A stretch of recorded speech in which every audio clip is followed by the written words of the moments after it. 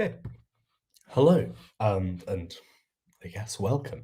Um, so I'm Moses May-Hobbs. I've studied art history, but with a specialism in philosophy and the philosophy of art and of film. And I'm going to give a relatively brief talk on Kubrick and some of his most famous films, and also a little bit of background on his life and style as a director and where his influences come from and where it's gone to. So I'll be speaking for around 35 to 40 minutes, hopefully, and then there'll be an opportunity to um, for me to answer questions. So put those in the chat, and I'll answer some, or indeed as many as I can, at the end. And those can be things related to what I've said, and they can be unrelated, but about Kubrick. And I'll do my best. Might not know everything, but hopefully it'll go to plan. Okay, so to begin with, sort of Kubrick the man. He was born in sort of early 20th century, so he was born in New York in 1928. And I think this is a good place to start, not only because it's sort of where Kubrick starts, but also because it's a city that he wouldn't return to in his films until the very last film he would create in his life, Eyes Wide Shut.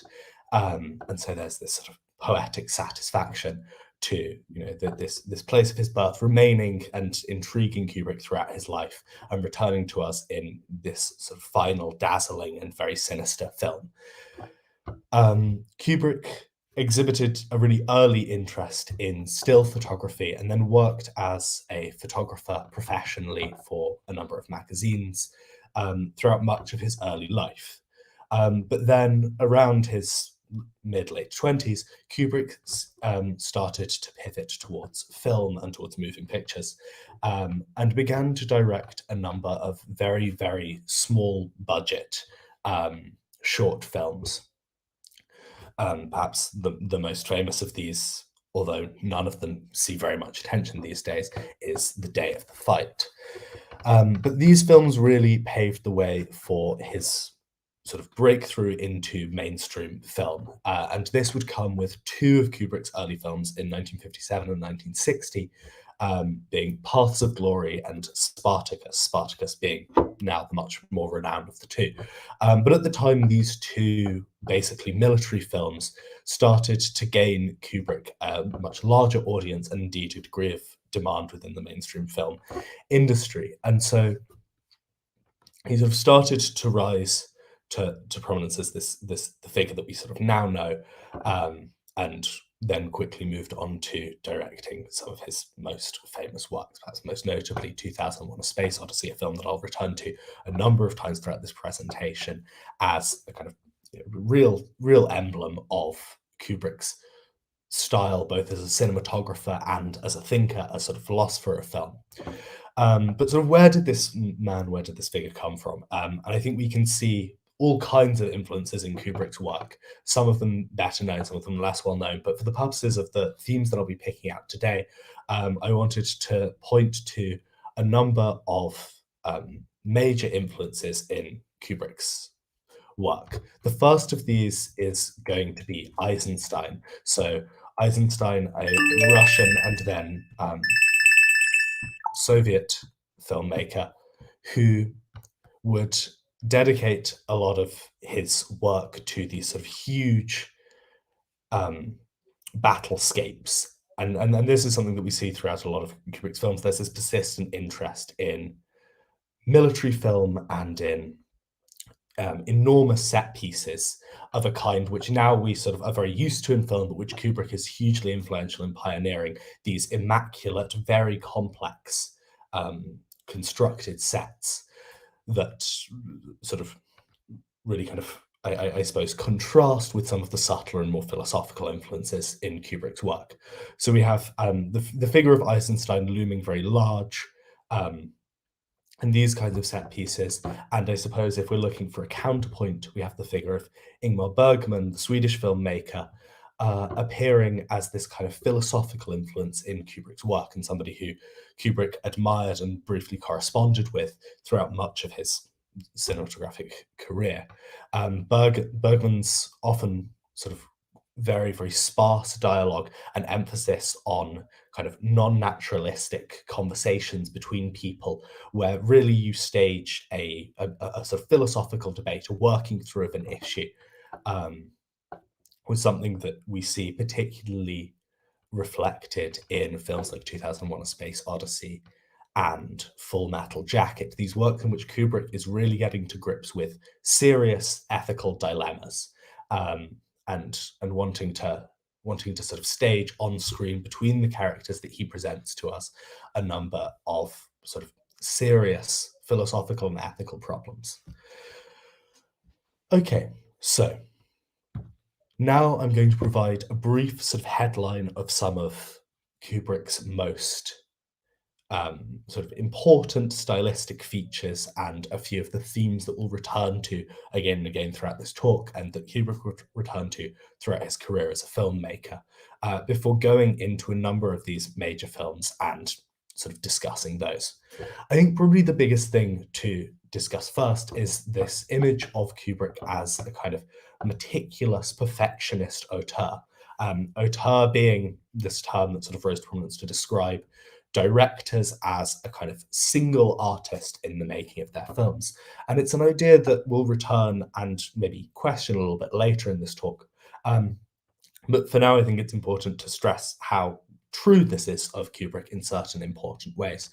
Kubrick was incredibly invested and interested in the process of editing as an artistic one. Um, he thought of editing, and indeed in one relatively famous quote, as redirecting the film that he was working on. So by capturing enough footage, rather than going back to the actors in the flesh and asking them to play the scene a different way, a huge array of cameras and angles, shots, and takes could then, in the editing room, allow Kubrick to produce precisely the way that he wanted a scene to be played. And this, I think, really kind of contrasts as a conception of the director to maybe what we kind of commonly think of the director as doing, and indeed to many previous images of the director as a figure in filmmaking. The director here appears with the kind of total control that we might associate with a painter or with a writer. This person who can sort of from the editor's chair construct a scene and indeed an entire film down to the last note of the musical track and the last frame that he puts on screen. And so this becomes incredibly important over Kubrick's lifetime to his films. Indeed, he moved to the UK later in his life, and after this would never leave the UK to film on location anywhere else. And so everything from the frames that we see to the sets in which his films are made are these painstakingly perfected constructions of Kubrick's mind. He would often collaborate with other artists and designers, but what we see is exactly more or less as Kubrick imagined it. I think this is some of what makes his films so influential and so captivating. We get this very, very raw, direct transmission of somebody's mind and their visual imagination onto the screen. So Kubrick is also notorious for some of the controversies surrounding his work, and this intersects with some of these ethical dilemmas that we've already mentioned that we'll return to, particularly in examining A Clockwork Orange. But Kubrick's films gained a reputation and indeed a degree of acclaim for their grappling of very, very difficult subjects. Kubrick refused to shy away both from challenging original subject matter and from these very, very raw, direct filmic portrayals. So we have tackling with sort of extremely contemporary live political issues in films like Dr. Strangelove, this sort of dark comedy about nuclear war and about the Cold War, but also grappling with films like Lolita, this adaptation of Vladimir Nabokov's novel, portraying a European academic's sort of pedophilic love affair with a young girl, Lolita. And films like this, and most famously of all, A Clockwork Orange, really portray, I think, Kubrick's interest in sort of darkness of human character and in getting to grips with sort of some of the most repulsive characters we can imagine. Um, and although I think this is some of what makes him such a lasting figure of sort of filmic genius for us today, and it's some of what makes these films so ripe, not only for sort of casual watching, but also for scholarship and for academic consideration, was hugely difficult for them at the moment of their release. Lolita was widely boycotted and unavailable in many states in the US, as well as undergoing extensive criticism for its very direct portrayal of this paedophilic relationship. And A Clockwork Orange was indeed so controversial that it was withdrawn soon after its release by Kubrick himself, following a spate of copycat attacks, people who would emulate protagonist Alex and his sort of henchman Droog's violent and often sexually violent attacks on sort of people, but particularly women. And following this spate of attacks, Kubrick decided to withdraw the film from cinema release, where in many countries it wouldn't see another release until decades later. And so I think this controversy is something that we should bear in mind as we look at more closely at some of Kubrick's films, not only because it's interesting in its own right, but also because I think it furthers this image of Kubrick the man as an incredibly single-minded and dedicated thinker, somebody who wanted his film to be just as he imagined it, even to the point of making it sort of repulsive and near unwatchable in places to part of his audience. Finally, there is Kubrick's interest in technologies, camera work, and his visual style. I think this is incredibly important insofar as it informs not only the way that his films look, but also much of the conceptual content in them. Again, Kubrick is immensely interested in this role of the editor in constructing films, and part of making that role of the editor as powerful as possible and as able as possible to capture everything that he had in his mind when writing and conceiving of these films is having the sort of technological capacity to film things perfectly.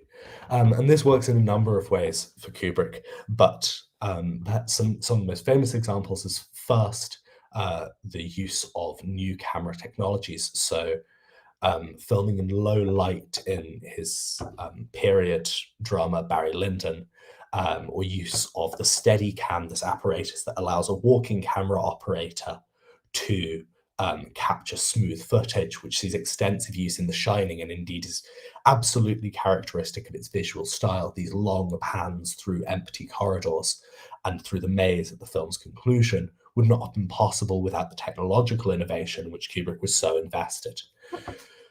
Editing also takes its place in Kubrick's work as a means of connecting ideas. And so we see here on screen a very famous cut from 2001: A Space Odyssey, whereby we cover 4 million years of human history in a single frame.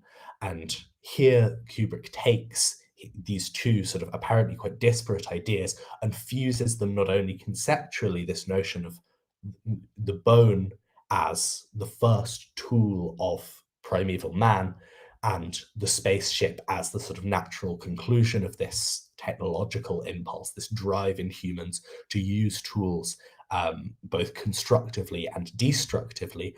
But we also get these ideas fused visually. We have this direct cut by which bone becomes spaceship, and see that Kubrick is at heart, neither pure filmmaker nor pure philosopher, but a kind of philosopher who thinks directly through images and through his films. These aren't dry or didactic ham-fistings of complex philosophical ideas into a medium which doesn't receive them well. This is a man with a huge interest in the ethical and the philosophical, exploring those ideas directly through the medium of film and through his sort of curation in the editor's chair. Finally, I think it's important to stress Kubrick's interest in other arts, and this is something that will recur again and again. We have his interest in visual arts, maybe most notably in Barry Lyndon, which I've already mentioned, in which the use of these low-light cameras enables filming in candlelight and the construction of these strong chiaroscuro, i.e., sort of strong light, strong dark images, often reminiscent of oil paintings, indeed, particularly of some of Hogarth's paintings. We see these scenes in which Kubrick pays homage to other art forms and other sources of inspiration beyond the limits of cinema. Um, and I think this is also some of what makes his films so visually distinctive. This questioning of exactly what the limits of filmmaking are, and investigations into sort of just what film can do. Another area of Kubrick's engagement in non-cinematographic arts is his interest in music, whether this is in the now infamous sampling of György Ligety's Kiri in 2001: A Space Odyssey, when we see the monolith on screen here appear before us. We get this sort of vast, almost deafening humming of hundreds of human voices. In some sense, for Kubrick, the sound of millions of years of human history occupying sort of all the musical space of the film to sort of fill us with dread. But we also see the importance of music in a film like A Clockwork Orange, in which the protagonist, Alex, initially a violent criminal, is rehabilitated through a highly controversial conditioning program in prison, not only to detest and be viscerally repulsed by the acts of violence that he'd previously committed, but also by Beethoven's Ninth Symphony, a piece of music that had previously brought him deep, deep joy. And so we see that Kubrick isn't just interested in music as a sort of tool for his own films and for capturing the mood of a scene, but also in its own right. We see a man who is incredibly connected with all possible art forms, and indeed a man willing to use other creators freely in his work. And I think this is a point where, just before we move on to a slightly more thorough analysis of some of Kubrick's most famous films, it's worth interrogating briefly this idea of Kubrick as a kind of genius auteur, as this single-minded creator, although I've sort of offered this initially, sort of without caveats. I think it's worth bearing in mind that films remain a hugely collaborative medium, and that even as we see Kubrick's vision sort of as closely as possible as he can render it on screen, that's not a vision that is produced solipsistically or in isolation from other art forms. We have swilling around inside this incredibly erudite and cultured filmmaker the music of somebody like Ligeti and the paintings of Hogarth, and also the works of the designers who he draws on in producing these films. So we have on screen now the Kurova Milk Bar, maybe one of the most iconic sets of Kubrick's filmmaking from A Clockwork Orange. This strange, surreal environment in which Alex and his henchmen go to drink milk laced with hallucinogenic drugs, as really the brainchild of Kubrick and sculptor and designer Liz Moore, whose strange erotic sculptures saturate the space and construct it for, you know, as exactly the vision that lingers with us. So even if Kubrick's role is sort of, in some sense, the sovereign of these films, as with working in the editor's chair, it's always a kind of creativity that resides in choosing, picking these elements from various places and constructing them into one complex, often beautiful and lingering whole. Okay, so having spoken briefly about, what makes Kubrick so special as a filmmaker, I think it's worth taking a minute to examine some of his most important films. Of course, at this stage, Kubrick's influence is so great that almost all of his major full-length works are considered to be sort of cinematic masterpieces of one kind or another. But for today, I'm going to focus my attention on just a few of these, starting with 2001: A Space Odyssey. 2001: A Space Odyssey is, in many senses, a kind of compacted history of mankind. We begin with this dawn of man scene in which we see pre-human sort of hominid apes on a vast savanna, and then initially sort of terrified of this monolith, this huge black box that appears to them with this kind of great sound of humming voices. And what we see is that as the hominids grow accustomed to this terrifying box, they start to grow closer to it and to becoming curious about it, to become interested in what it might do for them and start to touch it. And one of these apes who touches the monolith comes in the minutes after we see on film to realize the potential of the bones that he sees around him as a tool of destruction, both of inanimate objects and then of animate ones, a tool that can be used for hunting as well as for warfare. And so we get this quite bleak image of the human technological drive as one that tends towards violence primarily. And then we cut to for Kubrick, the near future, to 2001, where we see the monolith appear again, this time contextualized in a hugely advanced technological civilization, a civilization in which artificial intelligence is widespread and immensely powerful. And as the film goes on, we're again asked to question our sort of views on technology, but also on mankind. The artificial intelligence HAL 9000, which has now become a sort of icon of popular culture, is not a straightforwardly evil device. It isn't just that, it isn't a film that's dictating that sort of technology is in some sense innately harmful and always violent, but rather a film that investigates the ambivalence of technology and of mankind. When we finally see HAL 9000 deactivated, we see a machine regressing through stages not akin to the computers that we're familiar with now, but akin to that of a child regressing to nursery rhymes. It is in many ways a tragic scene, and one that troubles a lot of the conventions of science fiction that Kubrick is immersed in.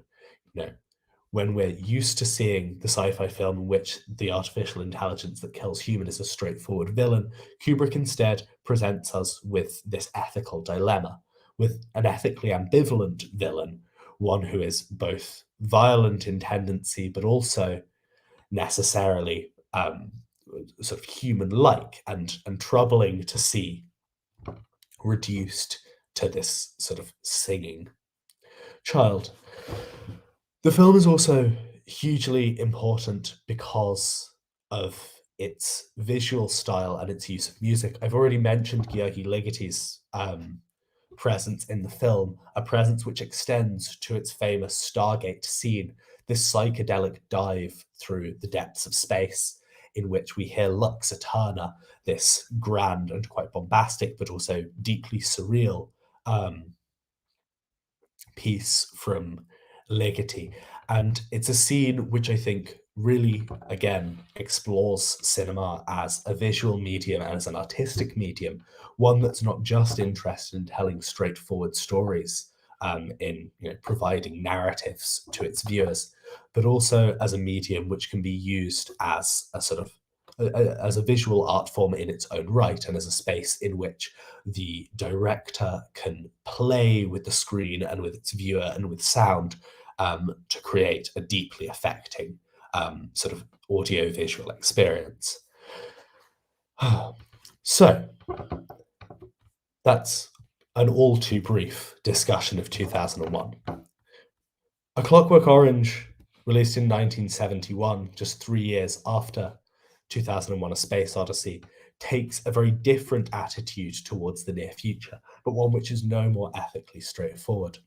The film follows Alex, a sort of a violent criminal, as I've already mentioned, but who undergoes this transformation, a transformation which leaves him in many ways a model citizen, but one who's deeply unsettling to watch on screen. Kubrick seems to ask us whether it is a good thing that Alex has been reformed in this way. Indeed, whether it is good at all, whether it can be meaningfully good for a person to act as a model citizen only because of this sort of powerful and in its own right violent reconditioning of the mind of the criminal. But then Kubrick seems to ask us another difficult ethical question, which is whether Alex's conscience, this conscience forged through a brutal process of sort of conditioning in prison, we see the protagonist with his eyes held open, forced to watch films of violence and then given electric shocks to sort of combine these two sensations. But Kubrick seems to ask us whether this kind of conscience, this enforced conscience, is really that different to our own. And at the film's conclusion, when Alex is finally freed from the conditioning, we see him revert to the detestable, indeed almost unwatchable, villain that we saw at the start of the film, a sadist whose only impulse is to harm. There is again this question that strikes at the heart of our conceptions of humanity, which is, what is the person when we strip away the conditioning that society imposes ethically? What is the human when we strip away the requirements of conscience and of citizenship? I think for this reason, it's perhaps Kubrick's most troubling film, and one which ends on, I think, his most ethically ambivalent note. Is Alex a villain through and through? And where are we left if he's not, the rest of us? Next, I want to speak a little bit about The Shining, a film released in 1980 and in many ways one of Kubrick's most sort of mainstream films. The film is a kind of horror film, but one in which the monster is not necessarily any particular character on screen, although sort of Jack Nicholson's unhinged portrayal of the caretaker of the hotel certainly lingers in the imagination as a sort of vision of violent madness. But in a way, the monster of the film is the set itself, the Overlook Hotel, this huge, sprawling, empty hotel lost in the mountains of America. And it's a place both suffused with history and with ghosts and with memories, and also utterly barren. It's a kind of picture of a new American Gothic, a space which is sleek and professional and sterile in many ways, and yet which is suffused by this visceral sort of madness, eros, and violence. And as the film builds towards its conclusion, the hotel itself starts to become increasingly menacing as a space. We are filled with fear not because we expect to see a monster appear down one of the empty corridors, but precisely because we have to look at these terrifying empty corridors. The film, in this sense, reflects Kubrick's deep interest in the building of sets and in constructing spaces which are themselves as important as characters. The Overlook Hotel is a meticulously crafted model and set of sets of Kubrick's mental invention, and it's a space which I think makes much of the film's sort of narrative almost recede into the background. The film is slow in pace and in many ways deeply unconventional as a narrative. We don't have what we expect, which is this sort of straightforward arc. And by the end of the film, we're left in this confusing, not only visual space as we get lost in winding mazes and corridors, but also a deeply paradoxical conclusion. At the film's end, we're left again with this sort of distinctively Kubrick paradox of the caretaker's seeing himself and us seeing him receding into the history of the hotel, either as a sort of supernatural phenomenon or as a kind of analogy. And I think it's worth pointing this out just before I move on into the last comments I'll make on Kubrick and his films, that this is an important recurring theme for Kubrick. There is a blurred line between the supernatural and the metaphor. And in some senses, it ceases to be important within these films whether the caretaker has literally lived in the hotel as this kind of eternal being, or whether he is representative of a type of a place which is unsettling and sinister, not because of its ghosts, but because it is representative of a new and barren way of living. And it's often Kubrick's endings that I think leave us with the most to talk about, and I certainly don't have enough time to talk about them today. But it would be unfair not to leave with a bit of a reflection on what Kubrick's endings sort of, I think, mean for film in general and for a reconsideration of the medium. Rather than what we're often used to seeing in films that are made before Kubrick's enormous, indeed difficult to overestimate, influence on the medium is a straightforward resolution to a crisis that we've had raised before us, either in the case of crime films and science fiction, this sort of victory of good over evil, or of an explanation, the offering of solutions to the loose ends that we've been left with throughout the film. But Kubrick almost never offers this. His final scenes are perhaps his most troubling. In the case of 2001: A Space Odyssey, we find ourselves before the monolith again, and then in front of the deeply enigmatic star child, this sort of floating embryonic infant hovering above the image of Earth, this sort of deeply fragile blue marble. Similarly, when we get to the end of a film like Eyes Wide Shut, Kubrick's last, its premiere screened just a few days before the filmmaker's death, we find ourselves caught in a kind of looping narrative, this eternal story, with a mask left on a pillow, this sort of cryptic emblem which suggests both the reality and unreality of all that we've seen beforehand, this sort of half dreaming state. And I think it's worth finishing on Eyes Wide Shut because the film was an adaptation of a Victorian novel, and this led to many critics questioning whether the story could really be made to be relevant for contemporary audiences. It's a story of jealousy and lust and sexuality commingled with one of sinister power and violence. And I think Kubrick's response to this critical questioning about his ability to make this narrative relevant to a modern audience is a powerful one for conceiving of his films, and maybe also for explaining quite why they've been so important to audiences ongoingly, as well as to directors influenced by him, which is that Kubrick responded that this is in many ways an eternal story, one which doesn't lose its impact or influence just because sexual mores change. Themes of lust and violence and power and jealousy are not ones which go away. These stories are in many ways perpetual and looping.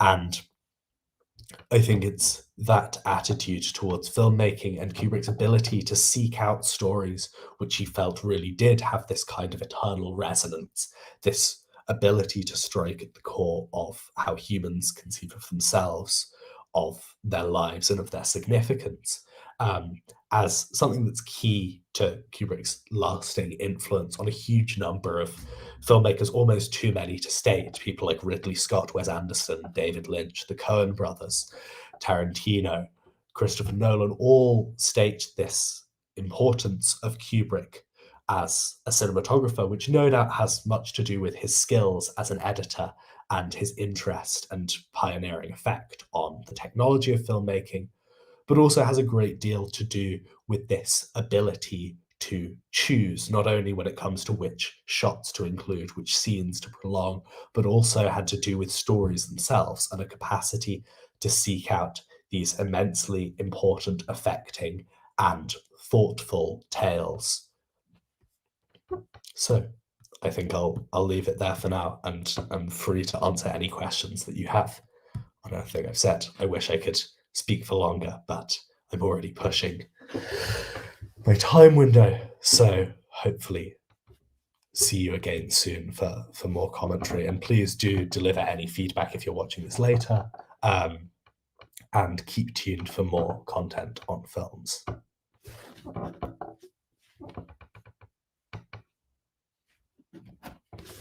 Okay, no questions. So thank you for watching, and yes, stay tuned. Bye.